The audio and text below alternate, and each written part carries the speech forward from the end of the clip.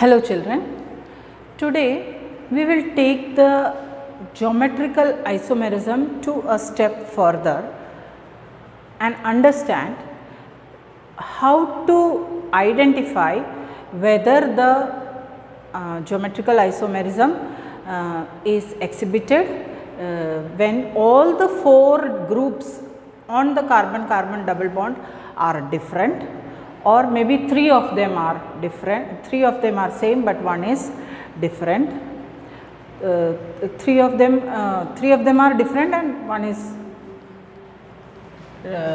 remaining. So we will take the example and try to understand. Suppose you are having your carbon-carbon double bond. हमने कहा था कि when जब suppose this was CH3, this was CH3, this was H, this was H. Will it show geometrical isomerism? Yes, it will show geometrical isomerism. Carbon-carbon double bond में you are having different groups over the carbon, isn't it? यहाँ पे carbon और hydrogen दोनों different है ना, different group है. ये carbon में भी कार्बन और CH3 and H, they are different groups. So they will exhibit isomerism. Geometrical isomerism यहाँ पे बताएगा. ठीक है. अब ये कौन सा फॉर्म है? ये सिस फॉर्म है. वैसे ही हम ट्रांसफॉर्म भी बना सकते हैं इसका, like CH3 C double bond C, यहाँ H, here CH3 and here H, ऐसा होगा.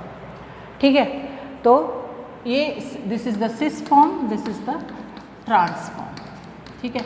Now if around the carbon carbon double bond, if around the carbon carbon double bond the groups are different, say for example यहाँ पे A है, यहाँ B है, यहाँ C है और यहाँ D है, चारों ही different groups है. तो हमें कैसे पता चलेगा कि ये सिस फॉर्म या ट्रांसफॉर्म, कैसे हम असाइन कर सकते हैं नाम?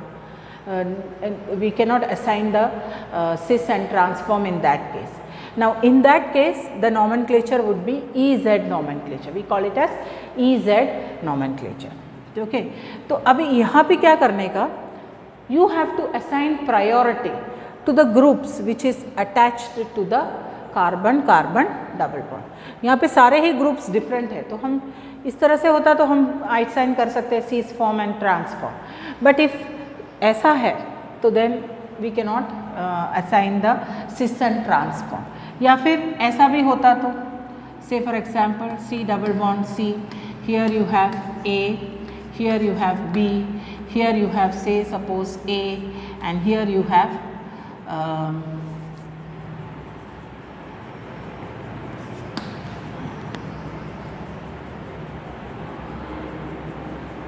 this way. This also can be assigned cis and transform. क्यों? क्योंकि यहाँ पे C, this is the cis form, both the C groups are on the same side. If C groups were on the opposite side, ये C अगर इधर होता, B इधर होता, तब भी ये भी सिस और ट्रांस बता सकता है. लेकिन इस तरह से जब है, तो जब चारों ही ग्रुप डिफरेंट है, then in that case how to name the, how to assign which is the form, cis form और ट्रांसफॉर्म. तो हम उस टाइम पे सिस एंड ट्रांस नहीं बोल सकते. We have to give a different naming which is known as EZ nomenclature. EZ nomenclature में अगर तुम्हारा प्रायोरिटी वाला ग्रुप्स, ज़्यादा प्रायोरिटी वाला ग्रुप्स सेम साइड है, then it will be named as Z configuration. और अगर सेम प्रायोरिटी वाला group it is on the opposite side, then it will be called as E configuration. ठीक है. तो वो हम ट्राई टू अब प्रायोरिटी कैसे असाइन करने का, ये ग्रुप्स के लिए प्रायोरिटी कैसे असाइन करते हैं. So for that there are certain rules which was given by Kahn-Ingold Prelog.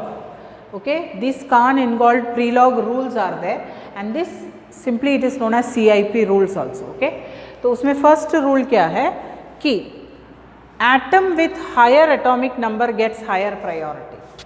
अब यहाँ पे दो कार्बन दिख रहे हैं, let this be carbon number 1, this is carbon number 2. ठीक है. चारों ही ग्रुप डिफरेंट है इधर, तो हम सिस ट्रांस कैसे बता सकते हैं? नहीं बता सकते. In that case we have to assign the nomenclature EZ nomenclature. ठीक है. E कब बोलते हैं? When the higher priority group are on the opposite sides. और Z कब बोलते हैं? When the higher priority group are on the same sides. ठीक है. तो यहाँ पे 2 कार्बन है, ये कार्बन पे ये दोनों ही डिफरेंट ग्रुप्स है। अब इन दोनों में से प्रायोरिटी नंबर डालने का किसके बेसिस पे डालते हैं? Basis of their atomic number. अभी I का एटॉमिक नंबर ज़्यादा है कि Br का एटॉमिक नंबर ज़्यादा है? I का एटॉमिक नंबर ज़्यादा होगा, isn't it? तो इसको प्रायोरिटी 1 देते हैं और Br को प्रायोरिटी 2 देंगे, ठीक है? This is more preferred than Br। अब ये दोनों, अब this is the second carbon. अब सेकेंड कार्बन में ये 2 ग्रुप्स प्रेजेंट है इधर, which is given more priority? The one which is having higher atomic number.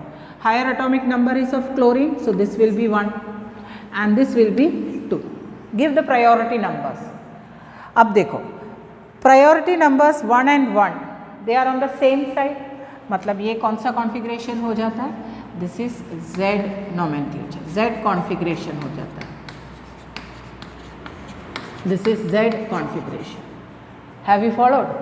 Suppose अगर Cl ऊपर होता तो वो 1 और 1 they are on the opposite side, then it will be called as E configuration.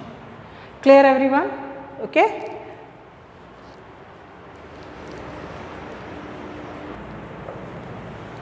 So this is the Z isomer. ठीक है? Now coming to next rule. कि if 2 atoms directly attached to the double bond have same atomic number, दोनों का atomic number same है, then compare the atomic numbers of the next element in the group. देखो अब यहाँ पे this is carbon number 1, this is carbon number 2, ठीक है? ये कार्बन किसके साथ जुड़ा हुआ है? देखो ये कार्बन इधर दोनों में कार्बन के साथ ही जुड़ा है, इधर भी कार्बन के साथ ही जुड़ा है। अब ऐसा जब है तो हम कैसे प्रायोरिटी नंबर असाइन कर सकते हैं? तो उसमें क्या देखने का? ये कार्बन का नेक्स्ट एलिमेंट कौन सा है देखने का। ये कार्बन का नेक्स्ट एलिमेंट ये होगा, okay? This carbon is bonded with this carbon, okay? So here the carbon is bonded with the carbon atom, here the carbon is bonded with hydrogen only, okay? Now here the carbon is bonded with oxygen, okay? And here the carbon is bonded with Cl. So there is a difference, here it is hydrogen, here it is carbon, here it is oxygen and here it is Cl. अब इनका atomic numbers compare करो तो hydrogen का atomic number तो 1 है, मतलब इसको priority 2 मिलेगा, और जबकि इधर carbon is bonded with the carbon, so therefore इसका प्रायोरिटी नंबर 1 होगा, ओके? देन हियर क्या, what is the situation? Here carbon is bonded with oxygen, here carbon is bonded with chlorine. किसका ज़्यादा एटॉमिक नंबर? क्लोरीन का। तो यहाँ पे priority number 1 इसको मिलेगा और priority 2 will be to this particular compound, this particular group. Now you observe the 1 or the 2 they are on the same sides, so this will be Z isomer. Z isomer, Zussmann's isomer. Zussmann in German it will mean on the same side, yeah, together. That is the meaning of, that is how Z comes, okay? So you can understand rule number 2, ठीक है? Now rule number 3. So what is rule 3? Rule 3 में क्या होता है? Whenever there is a multiple bond मतलब groups में अगर you find a multiple bond, say for example if you are having C double bond CH double, ऐसा है suppose, ठीक है? There is a double bond present.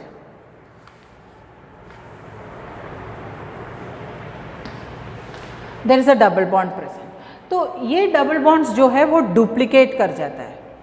If there are double bonds or triple bonds present, double bonds will be duplicating and triple bonds will be triplicating. ठीक है? तो ये इसको हम कैसे कंसिडर करेंगे? CH C डबल हो जाएगा, ओके? here CH C ऐसा हो जाएगा, डबल कंसिडर करने का, ठीक है? Suppose you have compound of this sort,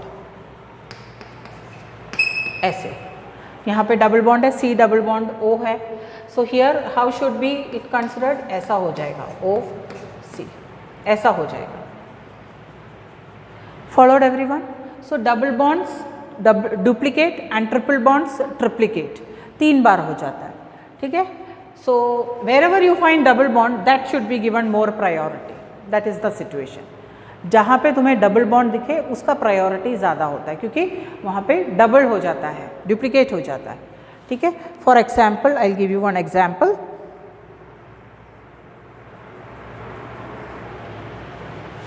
I hope this is understood.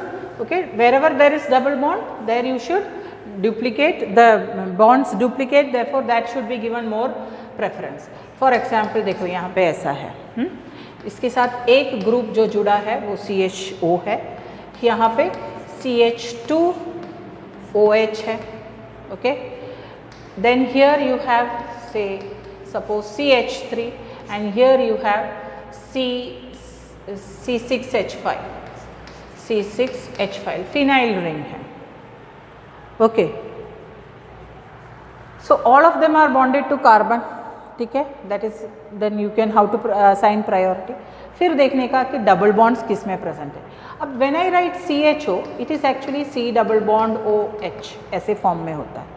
तो यहाँ पे एक डबल बॉन्ड प्रेजेंट है, तो ये दोनों के if this is your carbon number 1, then this carbon में you should give preference to CHO and this should be given preference, क्योंकि यहाँ दोनों ही O के साथ जुड़ा है. यहाँ पे CH2OH, C का नेक्स्ट एलिमेंट O है, यहाँ पे भी C का नेक्स्ट एलिमेंट O है. तो प्रायोरिटी किसको देने का? उसको देना है जिसमें डबल बॉन्ड है. यहाँ पे C के साथ डबल बॉन्ड O है, यहाँ पे C के साथ सिंगल बॉन्ड O है. So this should be given more preference and this less preference. और इधर you will find this should be given more preference, okay, and this should be given less preference. Okay, ये carbon देखो. अब यहाँ पे this carbon which is the second carbon, this carbon is bonded to carbon and carbon only. ठीक है, यहाँ पे if you see the proper attachment we can write it as C6H5 है ना, C के साथ C bonded है. तो यहाँ पे भी कार्बन और कार्बन ही bonded है. तो फिर हम कैसे देखना चाहिए? नेक्स्ट एलिमेंट देखने का. यहाँ पे कार्बन का नेक्स्ट एलिमेंट कौन सा है? हाइड्रोजन है. यहाँ पे कार्बन का नेक्स्ट एलिमेंट कौन सा है? It is carbon only and each carbon will be bonded.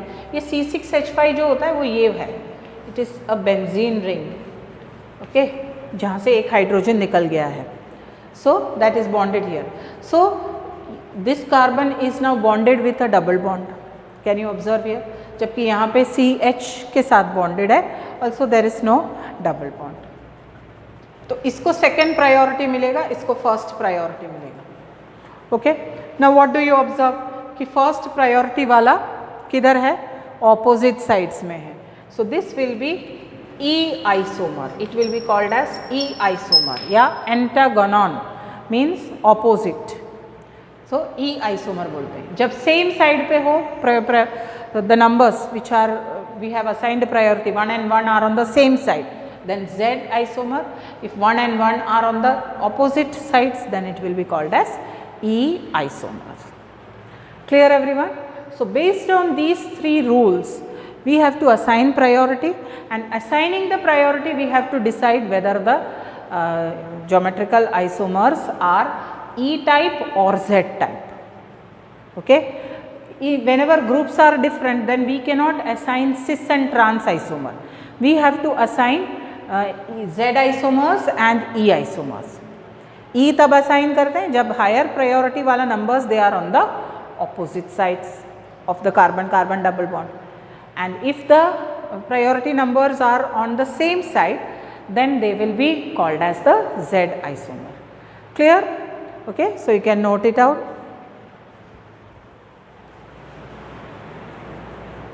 Now we will take few examples.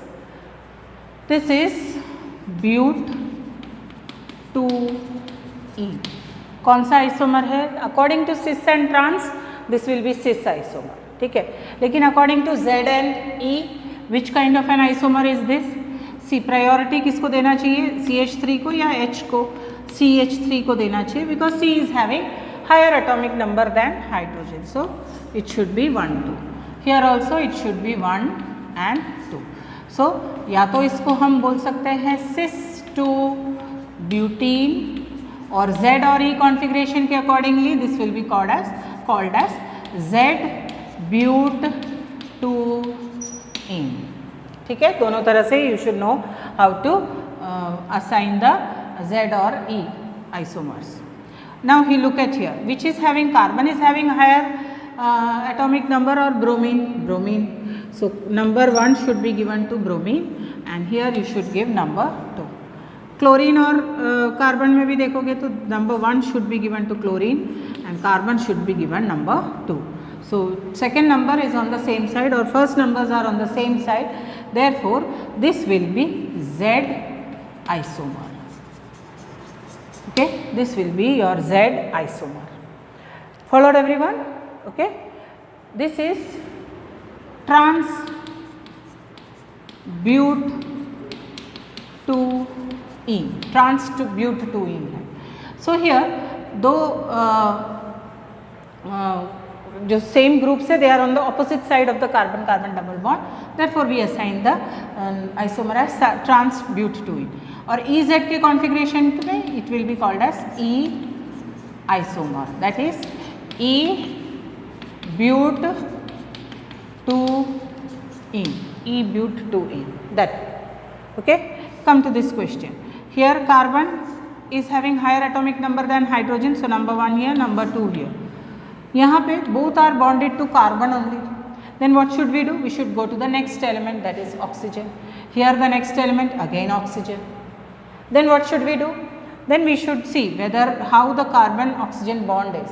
Carbon oxygen bond is single bond in this case, while here carbon oxygen bond is double bond. So double bond वाले को ज़्यादा preference होता है और ऐसे numbers assign करना होगा. Now what do you observe? That two numbers are the group which is having number 2 are on the opposite side, therefore this will be your E isomer, it will be E isomer. Clear?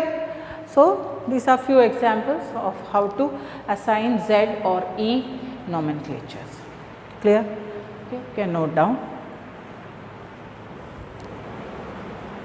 Now let us discuss stability of alkenes.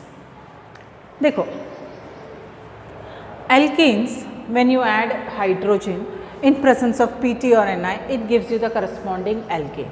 Okay, so this is your alkene, and when you add hydrogen you get the corresponding alkane plus heat, and this heat is known as the heat of hydrogenation. ठीक है, तो अगर हम consider करें ब्यूट 1-ene, trans but 2-ene, sis ब्यूट 1-ene, सब में अगर हम हाइड्रोजन ऐड कर दें तो नेचुरली जैसे यहाँ पे हमने H2 ऐड किया तो हमारा प्रोडक्ट क्या बना? ब्यूटीन, N ब्यूटीन बना. यहाँ पे भी हमने H2 ऐड किया तो हमें क्या मिला? है ना, ब्यूटीन मतलब यही. Suppose here CH3, here CH3, here H, here H, you add hydrogen. What will happen? This will bond break and both the hydrogens will get bonded to both the carbon. Okay. So here H2, here also you will get N-butane. Okay. Here also you will get H2 add किया तो N-butane बना यहाँ पे भी. So all of them will give N-butane only. But the amount of heat हम क्या expect करेंगे? The heat, since same product is formed, the amount of heat generated will also be same only, but actually it is not so. ये सारा reactions में the heat of hydrogenation is different. What is the heat of hydrogenation? The amount of heat released when 1 mole of hydrogen is added to a carbon-carbon double bond in presence of Pt or Ni. ठीक है, तो यहाँ पे क्यों ऐसा different हो रहा है हाइड्रोजन hydrogenation का heat of hydrogenation is different. So we get a conclusion or we make a we observe it कि heat of hydrogenation of alkene is the index of its stability. मतलब heat of hydrogenation से हमें पता चलता है कि alkene stable है कि नहीं. ठीक है, lower the heat of hydrogenation, more is the stability of the alkene. मतलब जिसमें सबसे कम heat of hydrogenation ऑब्जर्व होता है that will be the most stable alkene. ठीक है, order of stability of alkenes is given here. See, alkyl groups attached to the, मतलब there are 4 alkyl groups attached to the carbon-carbon double bond. Here there is only 3 sorry, 2 plus 1 3. Here there is only 2. Again ये दो जो है if it is in the transform, दो alkyl groups if it is in the transform, then it is having more stability than R on the same side. This is the cis form, okay? This is cis form and this is the transform, okay? Here there is only one R group और ethene जो है उसमें R group है ही नहीं, तो सबसे highest heat of hydrogenation is for ethene, indicating that it is least stable. ठीक है, तो उससे भी हमें ये कंक्लूशंस मिलता है कि unsubstituted alkenes will have highest heat of hydrogenation, मतलब जितना ज़्यादा एल्काइल ग्रुप्स हमारे एल्कीन में है bonded to the carbon carbon double bond, उसका स्टेबिलिटी इज मोर. और स्टेबिलिटी क्यों ज़्यादा होता है? Say for example if I take compound like say CH3C, this is H double bond CH3, यहाँ पे 3 CH बॉन्ड्स है, तो मतलब कितना hyper conjugation you can see here, hyper conjugation structure यहाँ पे 3 + 3 6 हाइपर कॉन्जुगेशन स्ट्रक्चर्स मुझे मिलता है. यहाँ पे मुझे इट विल बी 3 + 3 6 + 3 9 + 3 12 हाइपर कॉन्जुगेशंस मिलेगा. ठीक है, तो जितना ज़्यादा हाइपर कॉन्जुगेशन उतना ज़्यादा stability. So that is why more the alkyl groups, that will be most stable. More substituted, greater the number of alkyl groups to double bonded carbon atom, more stable is the alkene and less is the heat of hydrogenation which is observed. ठीक है, तो यहाँ पे देखो 2 carbons हैं, 3 alkyl groups है, मतलब 3 there is 9 hyperconjugation here. Followed, यहाँ only 2 hyperconjugation, 6 hyperconjugations are there. So that way. Now between cis and trans, why trans is more stable? That is because ये दोनों मिथाइल ग्रुप्स अगर same side पे है तो उसका हाइपर कॉन्जुगेशन वहाँ पे भी ऑब्जर्व होगा. There will be 6 hyperconjugations, but what is the problem there कि वो दोनों बल्की ग्रुप जो है, यानी जो बड़े ग्रुप्स है वो सेम साइड पे है, जिसके वजह से स्टीयरिक हिंड्रेंस हो सकता है, मतलब space problem, making it more unstable. So trans और सिस फॉर्म में से ज़्यादा स्टेबल कौन सा होगा? सिस. ट्रांसफॉर्म ज़्यादा स्टेबल होगा और सिस फॉर्म लेस स्टेबल होगा. तो इसी तरह से हम stability of alkene is decided. किससे डिसाइड होता है? Depending on heat of hydrogenation. Heat of hydrogenation unsubstituted alkenes में will be highest, indicating that it is least stable. Okay, so more the number of alkyl groups attached to the carbon carbon double bond, more will be the stability. Stable क्यों हो जाता है? क्योंकि because of this reason कि there is more hyperconjugation. Hyperconjugation structures observed is more. यहाँ पे कितना alpha hydrogen है? 3 + 3 6 अल्फा हाइड्रोजन्स है, यानी 6 CH बॉन्ड्स है. So 6 hyperconjugation structures available होता है. Followed everyone? So that is how we can judge the stability of alkenes. Trans और cis में cis is less stable, trans is more stable because ये bulky groups are on the opposite side. So space problem नहीं है, steric hindrance नहीं है या कम है. Followed? So that is how you should decide the stability of alkenes. I hope these 2 topics are clear with you. Okay? Note down.